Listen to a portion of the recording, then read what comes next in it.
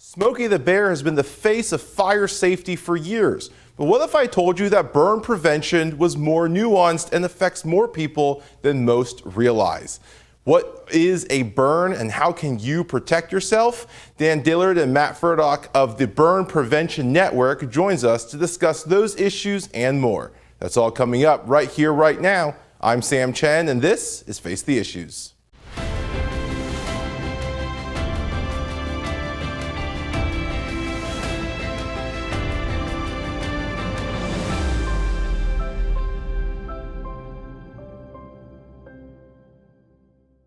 Good evening and welcome to Face the Issues. I'm Sam Chen. Burns. It's something that we're all familiar with, but it's a more widespread problem than most of us realize.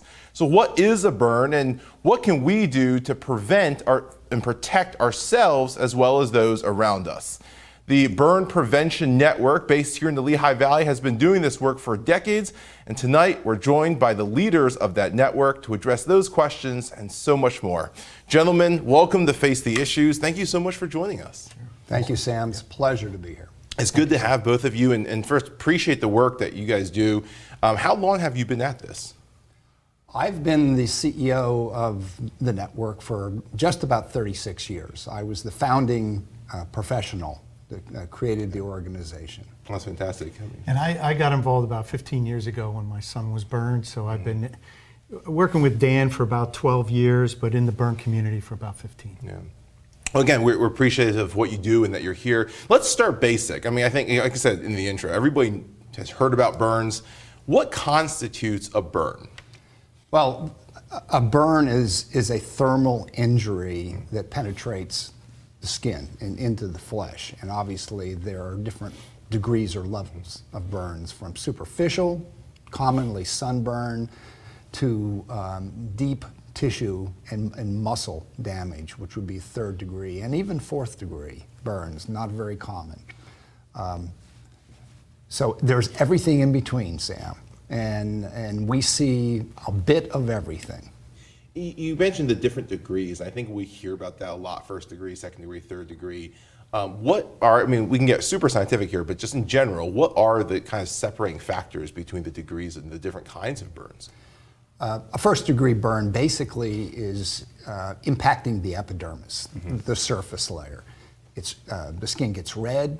It's one of the more painful burns. It's painful. It can blister. When it blisters, it's breaching into second degree burn, which goes a bit deeper, goes into the upper layers of the dermis.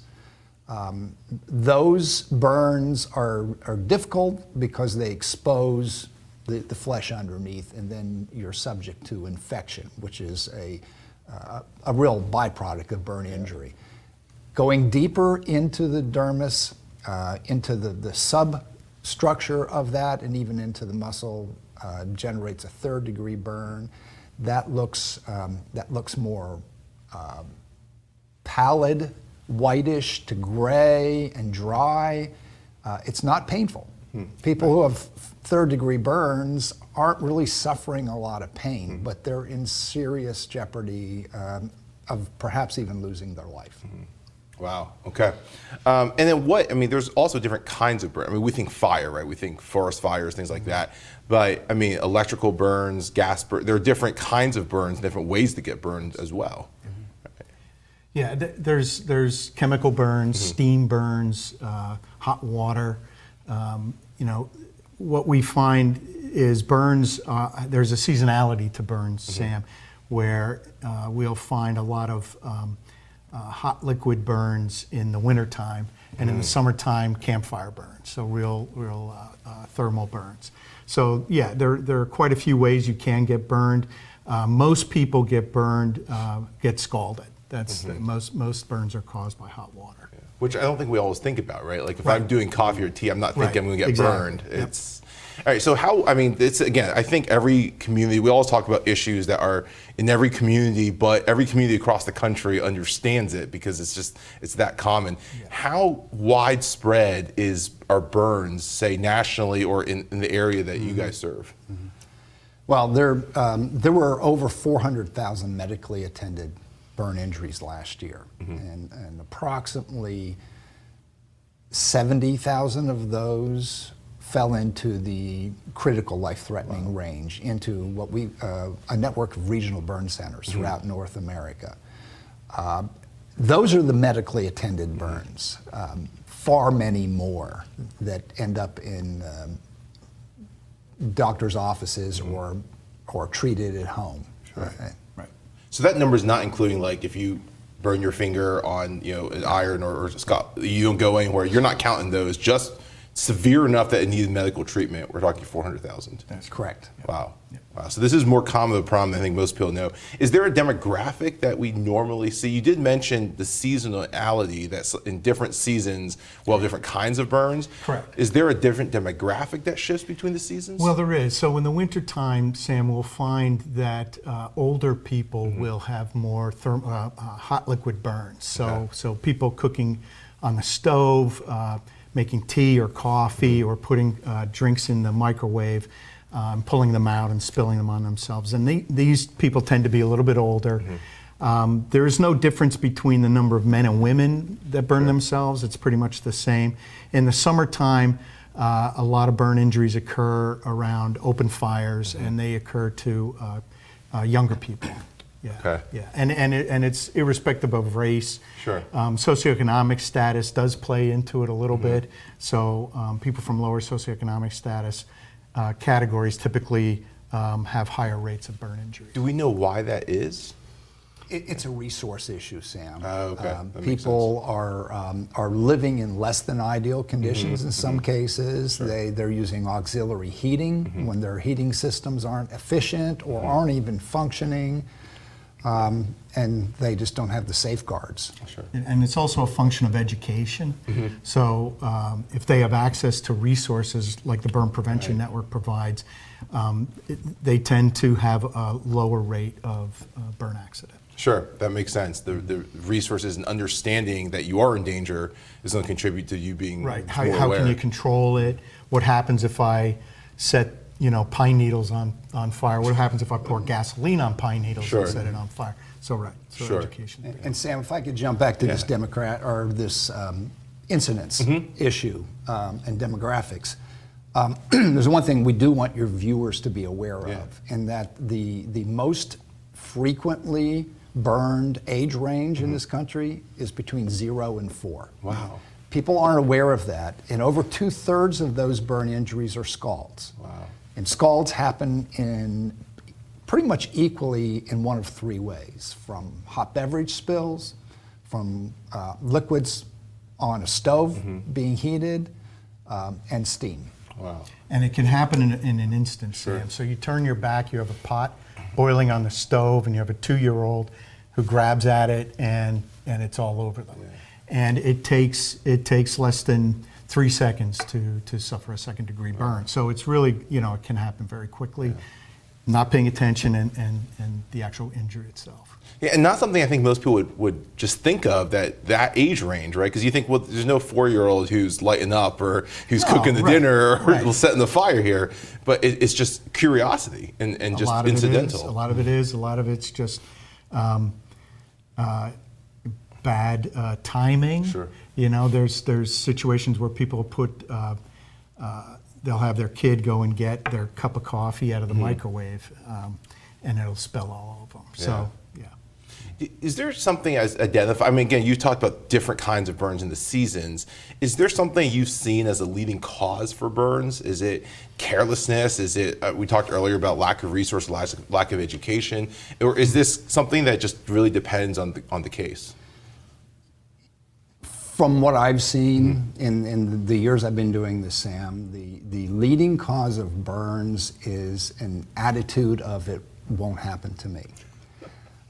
People assume that they're indestructible and they're not going to do something that's going to create an injury. But as Matt said, the difference between a burn injury and being safe can be a second. Sure. It can be a second of judgment failure or a second of not recognizing a hazard that exists. So if we could increase people's awareness of the fact this is one of the leading causes of accidental injury in this country, and The cost of healing from a burn injury is among the most challenging and steepest of all traumas of any injury. Wow.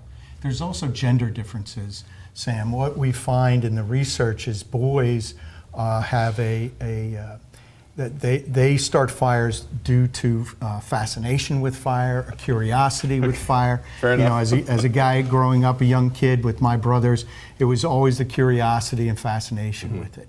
Girls have different motivations for starting fires. So there are some differences why they do it. Also why men pay more in life insurance, I think. Probably, yes. Yeah. But that's such an interesting point that you brought up, because I think on things like, even at car accidents, they say most of them happen when you're close to your home, and you think, oh, well, I'm just driving to Walmart, I don't need to buckle my seatbelt, it's less than half a mile. And it's kind of that, well, it's nothing bad that's going to happen to me, and you almost become careless when you deal with that. That's right. Well, Take it for granted. And that's a perfect lead in to where most burns happen. And people will think, okay, it's on the job if you're a factory worker, or it's doing some risky thermal endeavor. 80% of burn injuries treated in this country happen at home. 80%? 80% happen at home, and the place where we feel most protected and guarded. So that's the message we want to get out to people. So this is very much a home safety issue. Yes. Not that bonfires and things don't have that risk, but very much a home safety issue. So, gentlemen, I appreciate that insight. When we come back, I want to talk about solutions, and something that your organization works on a lot. I want to talk about solutions and how people can be better about preventing burns. So don't go away. We'll be right back. Welcome back to Face the Issues. Gentlemen, thank you again for being with us. Thank you for sharing your expertise on this issue. I want to move to solutions. I know you work on burn prevention, but one question I think everyone's going to ask is, if I do get burned, what should I do? And we would move to burn prevention, I promise. But what advice do you give to somebody who says, hey, I don't know what to do if I get burned? I'll address the first part of that, because the first aid measures are something that all of us need to know. Matt is much more authority on the more serious response to burn injury. But the initial thing to do, Sam, is extinguish the burn. If there's a clothing ignition or something's on fire that you're in contact with, you need to make sure that's out first. And there's ways to do that. The second thing is to cool the burn. And that's with water, typically. Not ice cold water, but tap water, room temperature type water, for at least 5 minutes. And there's a couple reasons for that. One of that is to flush out anything that's adhering in any particulate matter that could introduce infection. The third thing is to call for help. No burn, no matter how small, is not necessarily going to be a complication. And people don't realize it at first. It gets worse and worse for the first 2 to 3 days. Wow. So those are the immediate first aid actions. things. If it's much serious than that, Matt knows exactly firsthand what to do. Right. So if you're burned 15% or more over your body surface area, it's life-threatening. Okay. And whether you're in pain or not is also significant. If you're not in pain and you're burned, you probably have a full thickness or third-degree burn, and that's caused by having all of your nerve endings burned off. So you really need to get to a hospital, even if it's just on your hand. You've seen, say you get scalded, it's bubbled, the skin's come off, and now you don't feel anything. That's when you worry. You've really got to get to the emergency room. Here in the Lehigh Valley, we're fortunate to have one of the top 10 burn centers in the country. So if you have a relationship with them, or if you don't, ask to come to the burn center here in the Lehigh Valley, and they'll help you. So pain doesn't necessarily, like if you don't feel pain, I think a lot of times we just think, oh, I don't feel pain, I'll be good. That may even be more dangerous. That's much more dangerous. Right. We've seen numerous times where an individual will drive themselves into the hospital, go to the ED, and they'll take a look at them, and they'll be in surgery within 45 minutes because they have multiple third-degree burns, and they'll be struggling for their lives for the next 5 days. Wow. Yeah. Wow. Yeah. Now, if you're in a lot of pain, it's actually a good sign because it means that your nerve endings are preserved, that there's a chance you might have some scarring, but you'll probably heal just fine. Okay, well, that's good to know. Yeah. Now, the bulk of the work you guys do is in burn prevention. You're hoping that we can get to a place where people don't need to go to a burn center because they've taken the steps to protect themselves beforehand. What is when we talked about in the last segment, what is the number one thing that you guys in your work that you see that people need to do, the first step that people need to do to be more careful about these burns? Can I just clarify something, Yes, Sam? please. So we actually have two main missions. Prevention is one, but also working with the burn community. Oh, excellent. So we also provide services. And that's post-burn, and that'll be for the burn survivor and the burn survivor's families too. So now with that. Yeah, and you're right. The vast majority of burn injuries are deemed preventable. There was an action or a hazard that intervened and caused the injury. And if we can eliminate that hazard, or we can change that behavior that created the injury, then we can prevent the burn. I wish cancer and heart disease could say that same thing, that 90% of the incidents can be eliminated simply by prevention. We have that opportunity to do that. And the way we do it is, first of all, by awareness, to be aware of who's being burned, what's contributing to those burns, and then changing the risky behaviors that lead to a burn injury, or eliminating the hazards like storing gasoline in a home, keeping paper towels next to the stove. Leaving cigarette lighters laying around for children to get access to. Right. Sure. Again, things that we might not think about normally. To your point, I think a lot of people leave gasoline tanks, at least in their garage, or something like that. Right. Or rags, or a can of gas-soaked rags can self-immolate, without a spark. So, right. You've done a number of different campaigns to raise awareness, to your point, and a lot of people talk about how awareness is the first step toward action. You guys just did a Celebrate Safety PA campaign. I know you've got Camp Susquehanna, which is, I think, for kids, right? Right. Can you talk to me a little bit about your campaign and then about the camp? We were very fortunate. We worked with Senator Pat Brown's office and secured a legislative initiative grant, and then we created and distributed a statewide campaign around fireworks safety. Now, the backstory to that, Sam, is in 2017, Pennsylvania relaxed its law regarding the sale of consumer fireworks, and there's some heavy-duty stuff being bought out there now. My neighborhood over the 4th of July is like a war zone. It does, starting at noon, going through 2 or 3 in the morning. For several days, right? Yeah.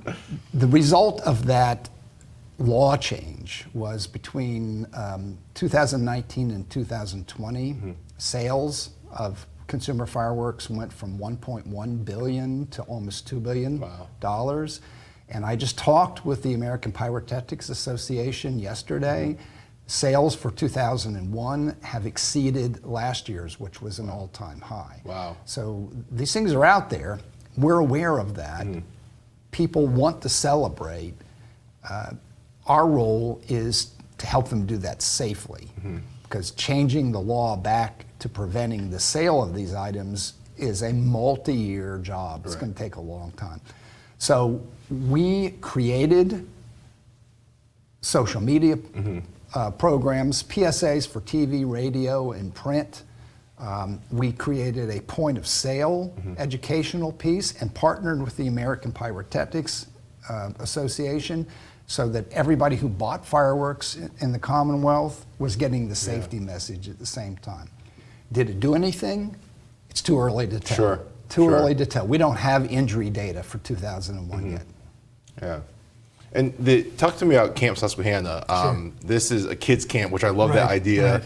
Yeah. So burn survivor children are different than normal children. If you ever went to a summer camp, there's a lot of activities that you take for granted are going to be done outside.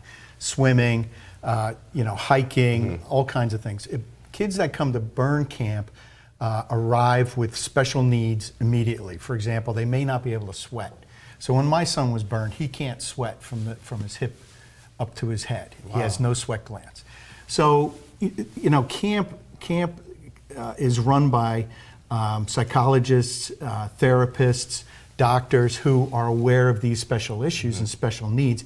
And so the whole camp is built around what do they have to do to maximize the fun that these kids can have, given that they can't sweat, or given that they can't be out in the sun, or given that they might not have feet because they've been burned off, but they want to swim. So it's not just about fun though, Sam, it's also about self-esteem. One of the things that we've learned is that burn camp can improve kids' self-esteem. Having a kid go through school, my son's now in college, it was rough watching him getting picked on by other kids. And his self-esteem suffered. He'll never admit to it, but camp helps, and statistics show that burn camp can help manage a higher level of self-esteem. So that's one of our goals, is to keep the kids' self-esteem high, give them an experience that they can't get anywhere else, nowhere in a normal camp setting. It's just not possible. Our burn camp services now all of Pennsylvania. Wow. It's the only one in Pennsylvania, and we're also servicing Southern New York, Western New Jersey, Delaware, and Maryland. Wow. I want to ask you in a moment about how people can get involved, but if there's someone watching this and they want their kids to go, or their kids are watching, they want to go to the burn camp, how can they do that? Well, we'll put up a website address if you want. Just drop us a note, go to that website, and ping us, and we'll get right back with you. Oh, that's fantastic. Yeah. Any age, too, up to 18. Okay. And then there's a leadership training program. If they want to stay involved, they can take that training. That's really neat. Okay. Sam, like many organizations during the pandemic, we pivoted to delivering virtual programming. So the burn camp is usually a physical sleepover experience. Last year we had to conduct it virtually. Our attendance increased during that virtual program, and the thing that we're really excited about is we had 3 children last year at burn camp who joined the camp from their burn center hospital beds. Wow. Right. And they got all the materials that all the other children got, and the nurses and parents helped them participate. And we began that process of rebuilding their self-esteem, their social connectedness, before they were even released from the hospital. Oh, that's incredible. Let me ask you this, and then we got to cut the break. If someone wants to volunteer or they want to donate to your organization, where can they go to do that? Again, the website has a contact form. There's also an area where you could donate. If you'd like to volunteer, there's a phone number and a form that you can fill out and let us know. Perfect. Yeah. Right. Gentlemen, thank you again. We appreciate the insight and the work that you do. Okay. Don't go away. We'll be right back. Welcome back to Face the Issues. Gentlemen, thank you first for your insights, for joining us. One of the things we like to do on the show is get to know our guests a little bit in the more human element. And I want to ask you about your involvement with the Burn Prevention Network. I mean, Dan, you were the founding member. You've been doing this ever since it's been around. And Matt, I know it's a little personal for you as well. Could you tell us about your why? Why do you do the work you do? And Dan, we'll start with you. Sure. I was an executive with another organization, and I was approached by a search committee wanting to create this new organization. And I held them off for over a month because I was very happy in the career I had. And finally, to get these guys off my back, I went to an interview. And the interview included a visit to the Regional Burn Center at Lehigh Valley Health Network. And I got to see what those nurses were doing and how their day-to-day job was to inflict horrible pain on people, to debride and clean those burns so that they could heal. And it occurred to me that I was given an opportunity to help prevent that from having to take place. And I thought, that's something I could spend a career doing. And from that point on, I've loved every day, well, almost every day. Yeah, and you've been there over 30 years. So almost 36 years. 36 years, yes. So there's the proof. But Matt, how about you?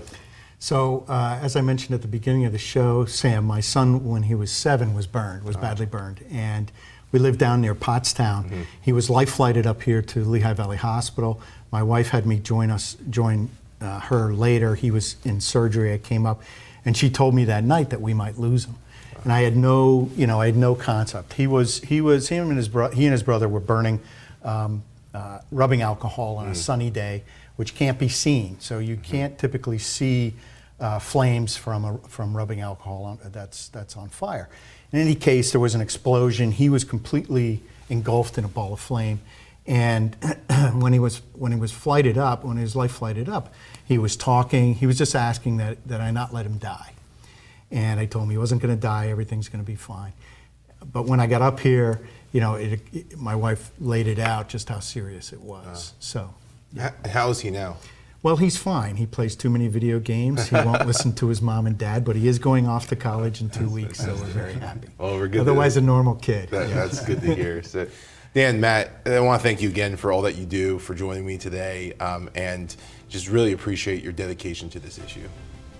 Sam, thank you for what you do. It's important to our community. Well, we appreciate that, and certainly look forward to having you guys back for a future episode. Love to. Yeah. That'd be great. That is our show for tonight. I want to thank Dan and Matt for joining us and for the work that they do day in and day out. I want to thank you for tuning in. Join us again right here next week. And until then, my name is Sam Chen. On behalf of all of us here at Face the Issues, thank you and good night.